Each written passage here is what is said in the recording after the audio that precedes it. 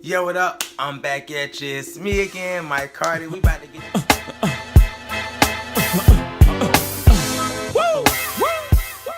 Yo, what up? How y'all doing, everybody? Yes, it's a Monday, and I'm feeling really good, and I hope y'all are too. So, we always got to start the week off, just feeling really good, because that actually determines how the rest of the damn week gonna go and everything like that. So, I'm just choosing to be in a positive mindset, and I hope y'all are too.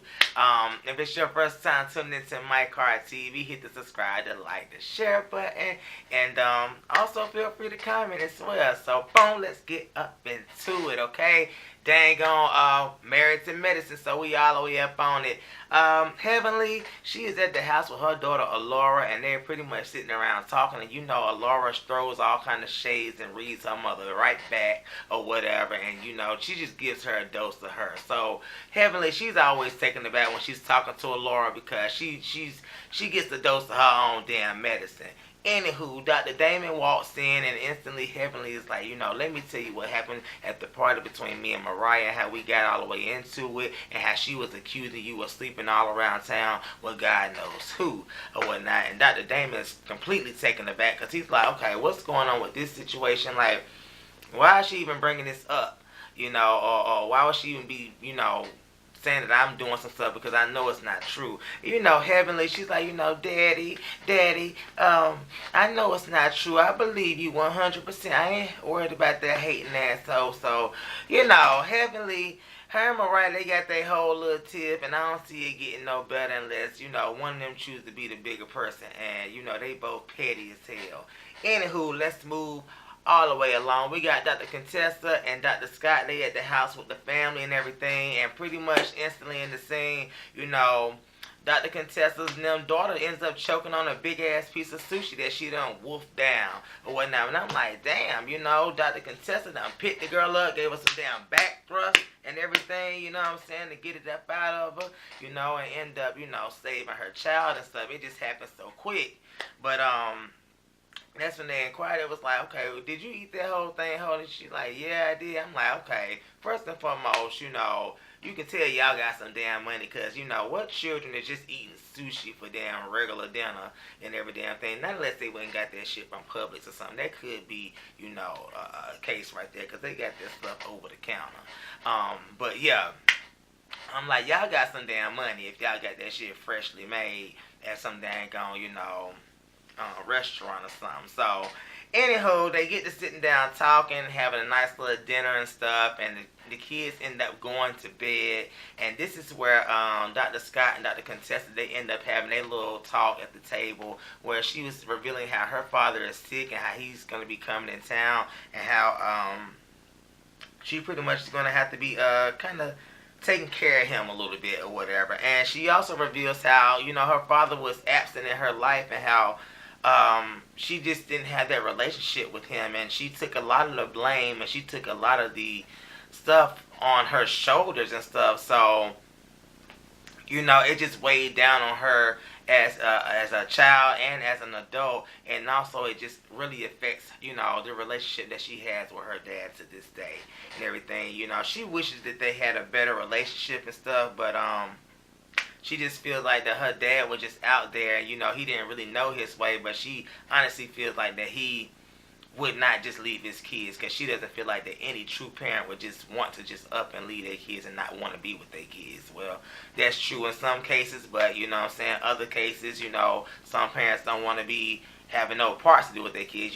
Some people have circumstances that may keep them from, but then you got some people that just truly, genuinely don't want to be parents. And so, I don't think that's the case, because, it seems to me like they got a good relationship. Otherwise, he wouldn't be coming to her as an adult to get some care and everything, and just to be loved on and stuff. So, like I say, I hope that whole situation works out. I hope they can find some reconciliation, since her father is now, sickly and everything. So, boom, let's move along. Dang on Quad, she's with the ladies of the Sister Circle, and You got Selena Johnson, that's my Zeta Soror right there, you know what I'm saying? Yes, I'm a member of Phi Beta Sigma Fraternity Incorporated. And, you know, she's on the show with her, and I forgot who the damn other lady is. Anywho, Quad, she just feels really good when she's around these women, other sister circle, because she feels like they are less judgmental of her and stuff. So, you know, they pretty much are like her backbone and everything. And, she said that the ladies pretty much of the, you know, Married to Medicine group turned their backs on her whenever the whole situation with Greg and everything, and you know, how everything just kind of went down, you know, after he revealed about the whole hotel situation and things like that. She just feel like they ain't have her back, you know, which I understand, you know, but at the same time, you know, they outsiders looking in and stuff, you know, but you know, this group, whenever you first came amongst it, was drama and everything, so I can understand how you feel some type of, you know, serenity amongst the sister circle, because they ain't about that bullshit, you know. Anywho, I just feel like all y'all, these ladies on the cast, y'all just placed on the cast, and y'all may have established a relationship, but I don't think y'all had a true friendship beforehand, you know, besides Mariah and dang on Quad and damn Dr. Simone and Dr. Jackie or whatever. These other ones y'all just on here or whatnot. Anywho, dang on Selena, she always say a prayer for Quad, you know what I'm saying, that, you know, just kind of alleviate some stuff off of her shoulders. Let's move along. Dang on Toya is throwing a party for Dr. Eugene and everything, and it's pretty much her birthday, but she wants to do something special for him because he just got the promotion at his job. So she's meeting with this party planner by the name of Brian, I think his name is, and she wants to throw like a nurse party where everybody dresses up as nurses, and Dr. Eugene is like the only doctor there, and everybody's there to be like his assistants and stuff. He doesn't know anything about this.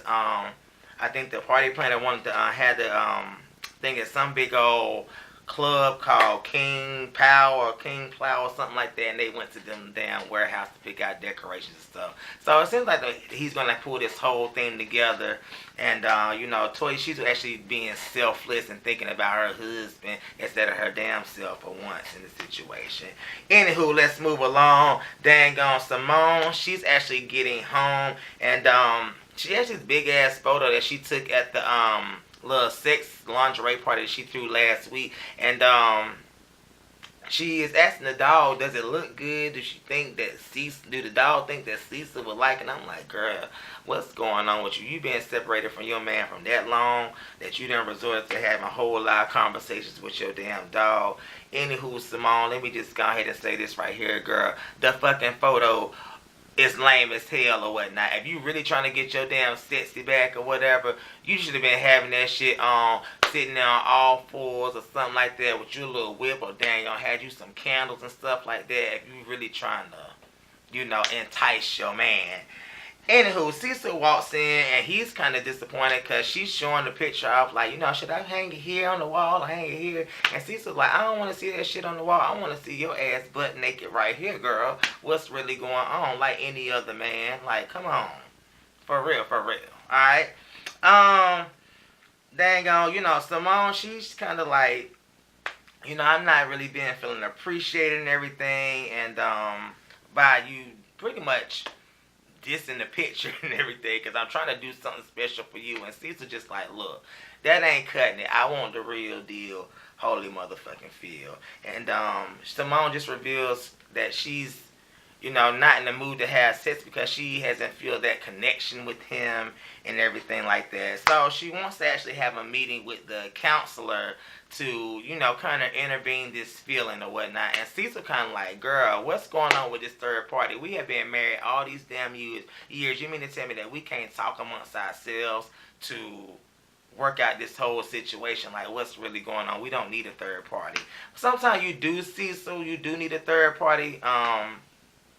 But in this particular situation right here, I think that shit is all up in Simone's head. I think that shit is up in your head, girl. The reason why you can't perform sexually, because, you know, a lot of sex has to deal with the mind or whatever. And I just think you just don't have the hots for him no more or whatever. You might just need to call that shit quit. So y'all just need to go into some type of open relationship or whatever the fuck is going on. Okay? I mean, that's what I'm thinking. I think that you're just not attracted to Cecil no more. Or you just, then came asexual. Okay.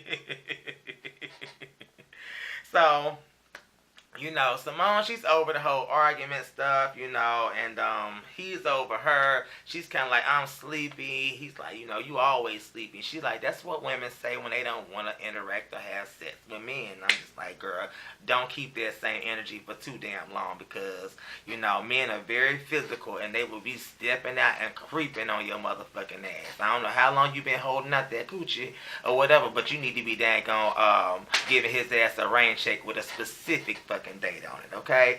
Boom, let's move along. Dang on, Jackie is at the doctor's office. She is there with Eva Marcel, and Eva is sitting there, looking beautiful in the face, but that outfit was looking real bummy. I ain't seen you looking like that since you was on dang on America's Next Top Model, competing the dang on finale and shit, you know what I'm saying? That whole last episode, you and Yaya was up in there looking real homely.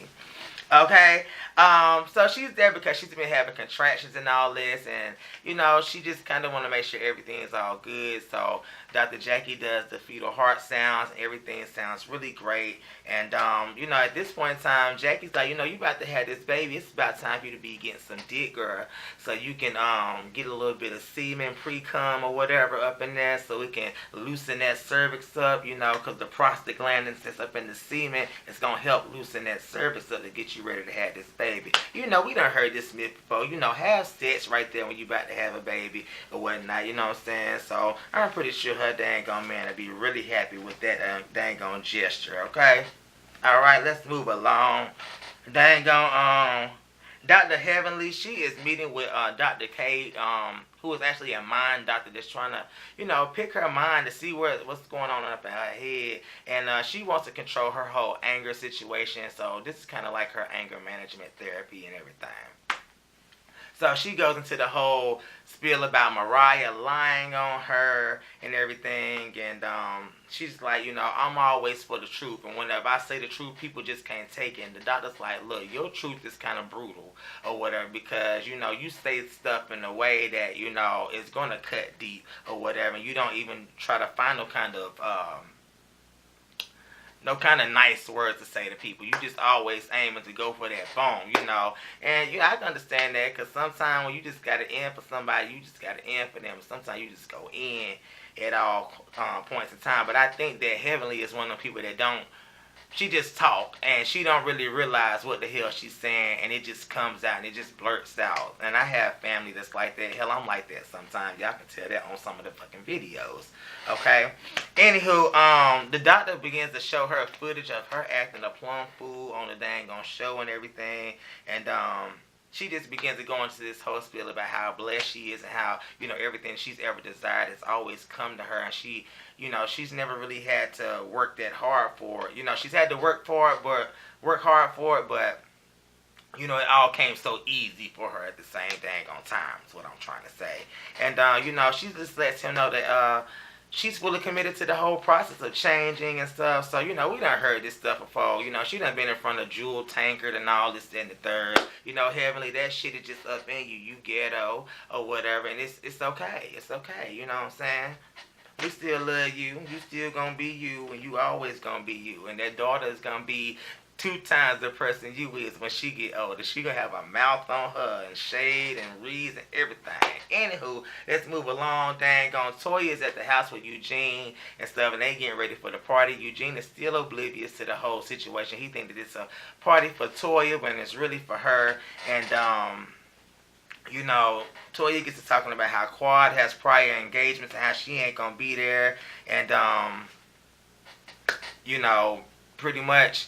Dr. Avery's like, that's some bullshit, you know what I'm saying? You supposed to be there for your friend's birthday party, no matter what the situation is or whatnot. But, if it was a last minute party or something like that, and she already had plans, you can't expect her to stop her plans to come to the damn party. That's just period, Eugene. I get what you're saying, but, whatever. Anywho, let's move along. Dang on, they at the party or whatnot, and Is there first and foremost, dang on Simone and Heavenly had went beforehand to go inspect everything. You know what I'm saying? Before they show the whole little clip with Eugene and them. So they try to make sure everything was right. So they had to report back to Toy and stuff. So boom, now they at the party or whatnot. And everybody's arriving, you know what I'm saying? The party's getting packed. Dr. Scott arrives and he pretty much kind of lets Heavenly and them know, what's going on. Like, contestant's father's in town. He's really sick and that's the reason why she can't be here, so I'm showing up on her behalf and everything. And at this point in time, Cecil walks in and he sees his wife Simone because she's got her nice little nurse outfit on. It's really kind of costumey, but you know what I'm saying? It was getting me old school nurse type, because ain't no nurses wearing that shit no more. Anywho, he's turned on because he's like, okay, I ain't getting none, and this seems like some role play shit to me or whatever. And he just ready to get all the way up in there. Dr. Damon comes in looking like Dr. Damon with them same damn scrubs on. He doing every damn scene. It just lets me know his ass is working hard. But the ladies was shading the hell out of him.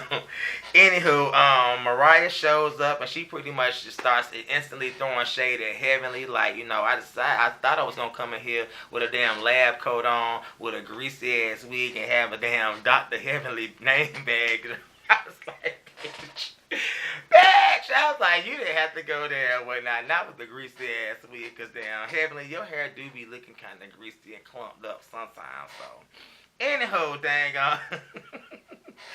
Toya texts Heavenly and kind of lets them know, like, you know what I'm saying, they done arrived, her and Eugene, and so, Heavenly's job is to get everybody together so they can yell out surprise and all this, that, and the third. So, so at this point in time, dang on Cecil and Simone, they having their whole little, talk and stuff like that, and he's kind of like, you know what I'm saying, I'm thinking about leaving out in the middle of the party because I got a client to go tend to, so he kind of making little digs at Simone and everything like that. So at this point, dang on, Simone's kind of like, she's kind of all in her little feelings a little bit like that right there. So, boom, dang on Eugene and dang on Toya walk in. Everybody's like, surprise. And Toya's not surprised because she threw the dang on party, but Eugene's like, okay. There's like, surprise, Eugene. And he's like, oh, this is for me. Like, so it just kind of all the way went the fuck left. I think, Toya, you could have did a much better job at, doing this. I think you should have had a sign that said, surprise, Eugene. Because, the people that was there, they kind of fucked it up for you. Anywho, the ladies, they talking and stuff, and at this point in time, dang on, Toya, she expresses her positivity to the fact that Contessa is not at the party because, they already done had their little tiff because Contessa was shading the fuck out of her last season for her throwing that big old party after they had just got debt free, and then pretty much a party to put them back in debt because it was so lavish. And so she didn't like the remarks that was stated there and everything, and she just kind of expressing her feelings and stuff. Anywho, the lady sitting around talking, and Heavenly, she's extending the olive branch to Mariah, and Mariah's kind of like, I don't talk to Dennis. So I'm like, boom, what the hell? You ain't have to go there. That was shady as hell, because, she was dressing up as, like, the doctor and stuff, and everything. Whatever. It was just funny as hell to me that you can be that damn petty, but this just reminds me of the old Mariah that, she came on the whole damn scene with that kind of level of petty. Anywho, the fellas are sitting around talking around, and Cecil is actually revealing that him and Simone is not sleeping together. They're not in the same house still, and all the fellas is like, what the hell's going on? Like, I mean, is that really normal? How y'all expected to work everything out if y'all not gonna be talking to each other and stuff, which is the truth. Like, how can you be working something out and y'all in separate houses? But I get it, that communication, but at some point in time, couples have to make that intimate connection, whether that just be cuddling, whether that just be sitting in each other's presence or something like that. Like, you just can't be separated all the damn time, because that type of shit creates anxiety and all that. Anywho, dang on, Eugene and Toya, they kind of in the whole dang on confession, and he's kind of like, take all the time you need. And Toya's like, if we gonna be together, we gonna fucking be together. Anywho, the fellas, they start talking about Dr. G and about him coming around. And Curtis, he empathizes with Dr. G because he just been in this whole little cheating scandal with Jackie and everything. And so, he's still on the, rebuilding side with her. So he has a lot of, relation to Dr. G's story. And at this point in time, the ladies is sitting over there on their little circle and they still cracking jokes or whatnot about different situations. They bring up Quad, talking about this is the new sister circle right here. Just people being shady or whatever. Anywho, we see Dr. Damon off on the side, and a little white girl in the nurse outfit comes over there flirting with him, and lo and behold, who goes to go check the damn chick, Heavenly. She's like, what's going on here? What you got to do with my man over here? You don't need to be coming around here like that right there. So, anywho, I'm like, I would have been the same way, like, what's going on here? But, I mean, this is a party of doctors and stuff, but, Heavenly, she's really dang on insecure, so she should have dang on looked at it from a different set of eyes, that she trying to dang on, rebuild herself and all that. But I understand Mariah done put that damn bug in her ear too, that her man could be cheating. So that's why the fuck she was going over to check the whole situation. Anywho, boom, let's move on. Toya's about to make the whole big old announcement. At the very beginning of the announcement, she starts shading the hell out of the dang on contest. I pretty much congratulating and thanking all the girls for coming to the party and stuff. And so Dr. Scott is instantly annoyed. He's like, my wife wasn't here because she had to tend to her father that's sick right now. Toya's like, well, the right thing to do would have been to call and let somebody know and everything. And Dr. Scott's like, hold up, chick. There's a hierarchy to importance of who needs to be notified and who don't need to be notified. And I was like, oh, what? Go ahead. That was the read for the fucking night. Hierarchy, like Maslow's hierarchy of needs and everything. Yes, you went on ahead and got her ass all the way together, and she did not like that situation because she got real ghetto and stuff. At this point in time, dang on, Heavenly calls Contessa on the phone, was like, hey Contessa, we got Toya here, and she just kind of wanting to know what was going on. So I think Toya didn't realize that Heavenly had actually physically called Contessa or whatever, because she was like, hello, Contessa, oh my God, why you not here? And Contessa was like, yes, I'm taking care of my father, what's going on? Like, would you like to talk to him now? And Toya's like, no, I ain't got to talk to him or whatever. At this point in time, this whole little thing done got out of hand because Toya being real ghetto, she done dismissed the hell out of Contessa. She's still pissed off. Dr. Eugene, he's annoyed because he's like, you wrong as hell. That was ghetto as fuck, and you should have never done nothing like that or whatever.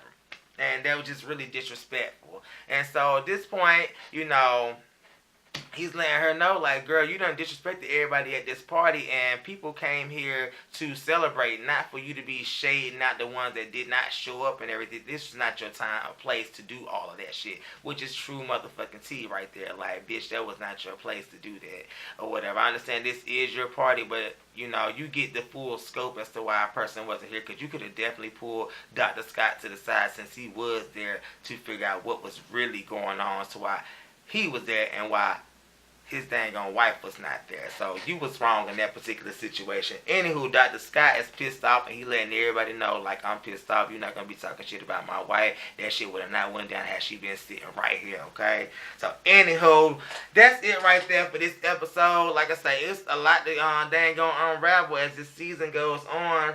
I think next episode, Mariah's daughter, they having this conversation and stuff, and she's pretty much trying to teach her daughter to to abstain and to prevent her from having sex early. Also, Contessa and Toya, they get into some type of argument and everything. Then Mariah and Quad get into an argument about something. Like I said, it's a whole lot to unpack in this thing on season. We just now at episode number 2. Okay?